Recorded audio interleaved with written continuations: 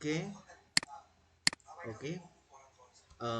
Perkenalkan, saya Krisna Haji Putra dari kelas IT 403 dengan nomor induk mahasiswa 220401 kali 96. Nah, dalam video kali ini saya akan mempresentasikan tugas dari komunikasi data. Nah, untuk tugasnya adalah kita diwajibkan untuk merangkum materi sesi ke-7 sampai sesi ke-13. Oleh karena itu dan juga menggunakan PPT atau PowerPoint dan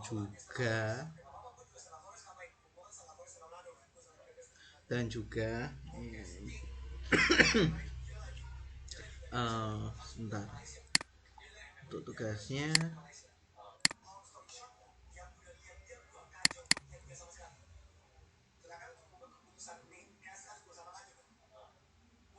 Untuk tugasnya kita buat video presentasi mandiri dari sesi ke-7 sampai sesi 13 sudah minimal 15 menit. Tidak lebih dari 25 menit. Setelah itu dilampirkan ke YouTube. Cukup itu aja. Dan juga untuk tugasnya sudah saya buatkan untuk PowerPoint-nya sebagai berikut. Nah, pertama itu untuk sesi berhubung sesi 7 dan 8 adalah UTS, mungkin maksudnya sesi 13 sesi 9. Nah, untuk materi pertama adalah multiplexing. Teknik yang digunakan untuk komunikasi data menggabungkan beberapa sinyal aliran data menjadi satu sinyal melalui media bersama. Nah, proses ini memungkinkan pemanfaatan sumber resource yang efisien, penggunaan yang lebih efisien lagi, dan jumlah koneksi fisik yang sudah lumayan cepat. Nah, untuk jenis-jenisnya, tipe-tipe multiplexing ada 4, yaitu TDM, time division multiplexing, frequency division multiplexing, FDM. Yang ketiga wavelength division multiplexing, VDM, dan juga statistical multiplexing. Nah, dari keempat tipe multiplexing tersebut punya keunggulan sendiri-sendiri. Berikut penjelasan dan juga contohnya sudah saya rangkum sebagai berikut. Nah, TDM bekerja untuk TDM, time division multiplexing, bekerja dengan membagi waktu menjadi beberapa slot. Setiap slot didedikasikan untuk sinyal atau aliran yang berbeda. Nah, contohnya saluran transmisi dengan menetapkan slot waktu tertentu untuk setiap sinyal suara. Setelah itu frekuensi division multiplexing, FDM bekerja membagi lebar pita yang menjadikan beberapa pita frekuensi masing-masing membawa sinyal yang terpisah. Setelah itu, yang ketiga wavelength division multiplexing, WDM, digunakan untuk komunikasi serat optik di mana beberapa sinyal membawa optik pada panjang gelombang yang berbeda dimultiplex di satu serat optik. Statistical multiplexing yang keempat,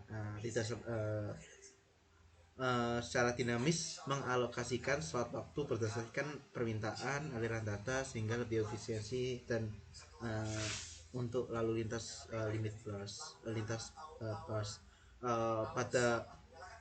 pada dasarnya multiplexing ini dari keempat tipe ini punya fungsi yang hampir sama, yaitu untuk membagi aliran data menggunakan, ada yang menggunakan slot, ada yang slot tempatnya sendiri-sendiri, atau dibuatkan packetnya terlebih dahulu. Habis itu ada juga yang membagi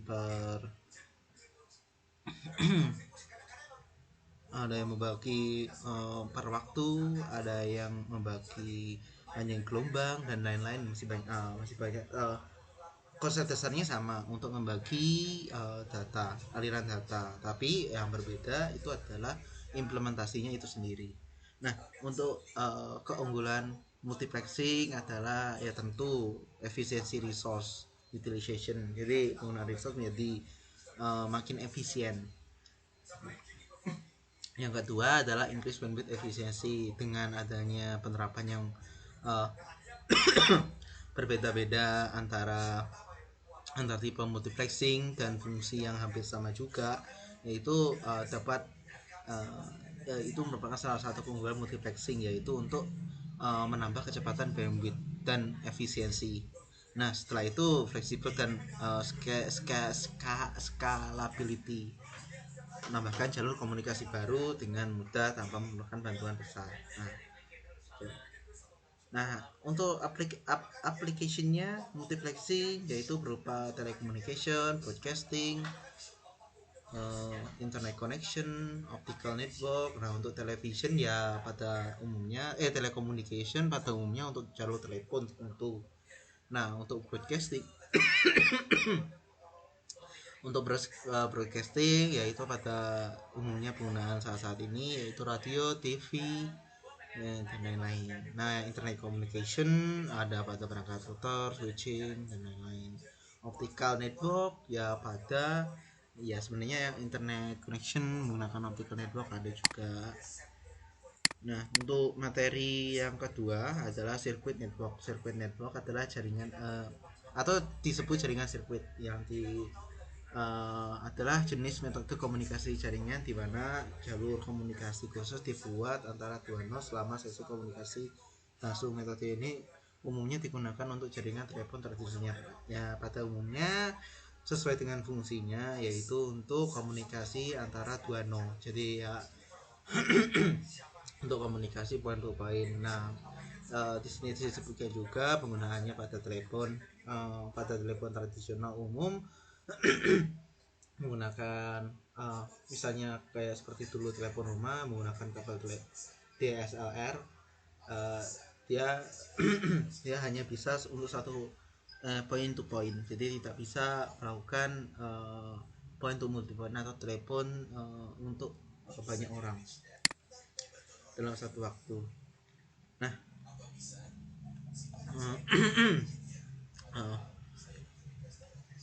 untuk cara kerjanya ada tiga tahapan, yaitu connection establishment, data transmission,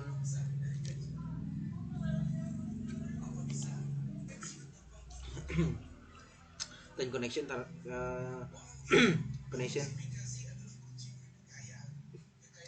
termination. Nah, untuk connection establishment itu adalah jalur khusus yang dibuat sumber dan tujuan sebelum data atau data apapun dapat ditransmisikan. Untuk yang kedua, data transmission. Setelah koneksi dibuat, data ditransmisikan secara terus-menerus berurutan di sepanjang jalur khusus. Nah, untuk ketiga, connection termination. Setelah sesi komunikasi selesai, jalur khusus dilepaskan dan dapat digunakan untuk sesi komunikasi lainnya. Ya, pada umumnya karena circuit switching ini menggunakan teknologi yang tradisional atau lama.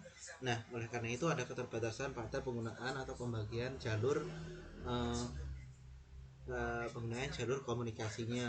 Hanya bisa digunakan satu node, satu connection, satu transmission dalam satu waktu. Jadi semisal kalau misalnya kita melakukan telepon dan kita melakukan telepon ke yang lainnya juga tidak bisa seperti itu. Karakteristik switching dedicated path ya nanti saya jelaskan. Continuation data flow, connection oriented, predictable performance. Nah karena penggunaannya melalui telepon tradisional atau point to point, nah itu dedicated part, jadi untuk dedicated untuk satu sesi, untuk satu telepon menggunakan untuk satu telepon. Continuation data flow. Nah, continuation data flow ya misal kita teleponan tidak ada suara kita yang terputus-putus, jadi aliran datanya terus menerus. Nah, setelah itu connection oriented. Nah, jadi kita perlu menyambungkan ke not tujuan dan not tujuan menerima sambungan kita. Nah, predictable performance ya performanya gitu-gitu aja. Keuntungan konsistensi quality of service. Nah, uh, karena penggunaannya circuit switching ini untuk telepon umum, untuk telepon pada umumnya ya, koneksinya stabil, low latency, tidak ada low latency itu connect delaynya kecil, habis itu suitable for real time communication ya. Ya, bayangan pada umumnya telepon tradisional kayak gimana. Setelah itu kekurangannya efisiensi, in in in ineffective inefficiency use of resource. Nah, untuk ini ya karena penggunaannya satu jalur hanya untuk satu komunikasi data saja, maka sangat sangat tidak efisien. Nah, setelah itu connection setup time, kita sebelum dial up-nya itu lumayan lama sekali, untuk untuk upgrade jaringannya tidak bisa. Nah, perbedaannya circuit switching dan packet switching. Untuk packet switching nanti saya jelaskan juga. Nah, circuit switching menggunakan jalur khusus, cocok untuk aplikasi waktu real time. Setelah itu contohnya jaringan telepon tradisional. Sedangkan untuk packet switching data dibagi menjadi paket-paket lalu dikirimkan. Setelah itu pemanfaatan sumber daya yang lebih efisien, dan contoh-contohnya internet, jaringan komputer, dan sekarang kebanyakan untuk saat ini circuit switching mulai ditinggalkan dan sudah mulai berganti ke packet switching. Nah, untuk appliance-nya, untuk penerapannya ada di telepon pada umumnya, emergency communication, legacy communication ya, kayak telepon,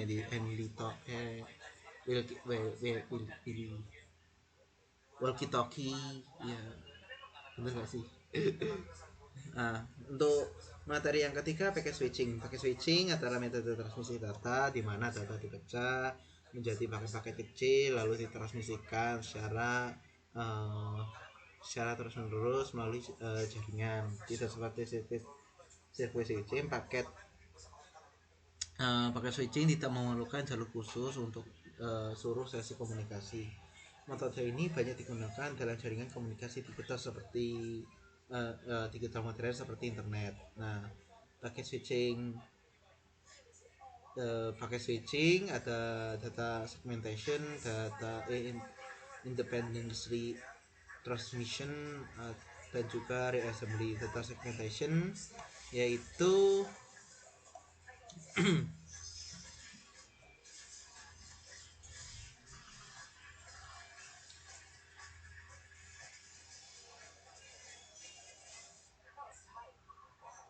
data segmentation yaitu untuk proses transmisi, untuk proses pengiriman data akan dipecah melalui menjadi lebih kecil, menjadi segmen-segmen tertentu. Misalnya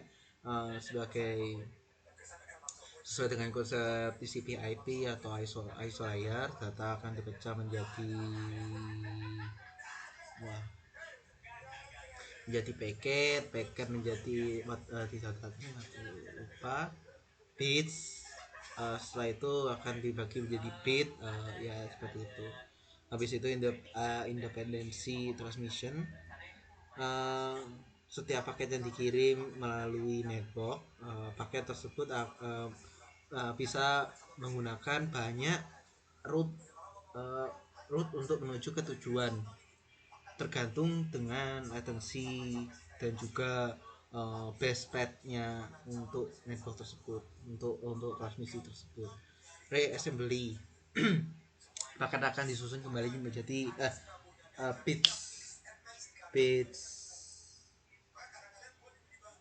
segmen akan disusun kembali menjadi paket.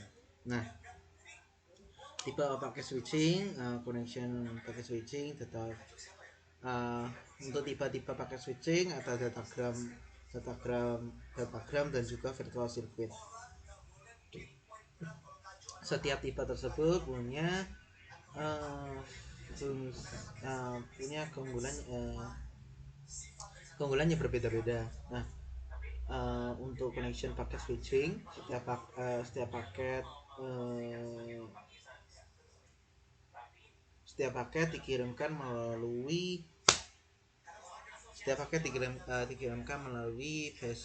baseband yang berbeda-beda. Untuk contohnya internet. Nah, sedangkan untuk connection oriented packet switching virtual circuit, logical connection jadi untuk hanya menggunakan satu baseband root saja. Kelebihan packet switching, efisiensi penggunaan bandwidth, scalability, robust, flexible. Untuk ya paling saya jelaskan robust saja. Untuk robust, kalau misalnya paket gagal dikirimkan ke tujuan, nah paket tersebut dapat dikirimkan ulang. Jadi mencegah gagalnya, mencegah kekurangan paket waktu dikirim, kehilangan paket waktu dikirim. Kekurangannya variabel latensi ya, karena internet banyak ya, variabelnya tergantung rootnya masing-masing. Packet loss, karena terkadang ada packet lossnya, overheat ya, gitu. Aplikasinya internet, VoIP, video streaming. Nah, untuk materi yang keempat, asynchronous transfer mode. Nah, asynchronous transfer mode (ATM) adalah standar jaringan berkecepatan tinggi yang dirancang untuk transmisi berbagai jenis lalu lintas, termasuk suara, video, data, dan macam-macamnya. Nah, untuk penggunaannya, gunakan sel berukuran total tidak berorientasi pada koneksi sehingga menyediakan metode transfer data yang andal dan efisien. Untuk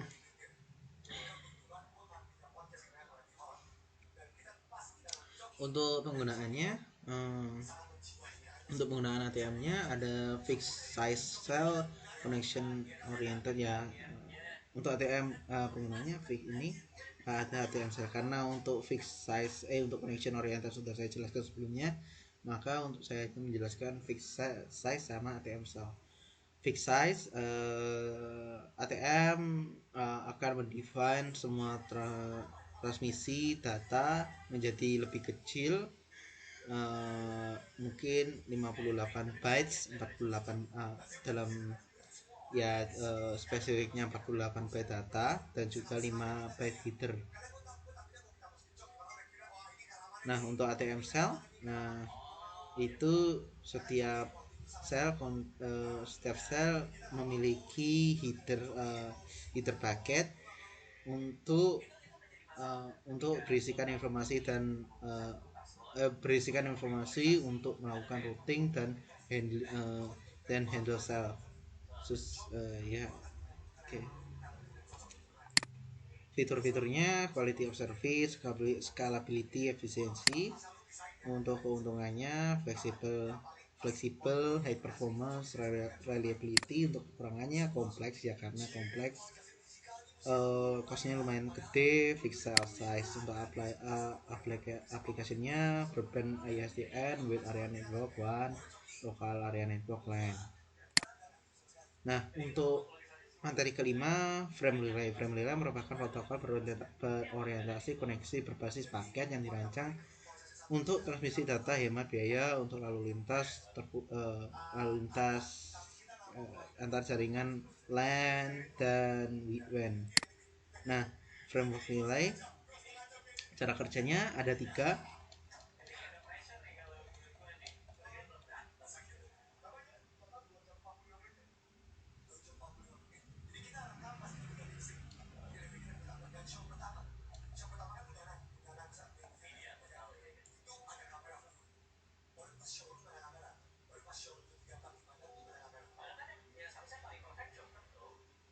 ada 3 variable size frame, connection oriented atau sama frame routing. Nah, untuk variable size frame tidak seperti ATM, frame relay transmit data menjadi variable size frame. Jadi perbedaannya pemecahan datanya saja. Jadi sesuai dengan masih layer sebelum jika ATM dirubah menjadi pecahan yang lebih kecil berpadat bytes.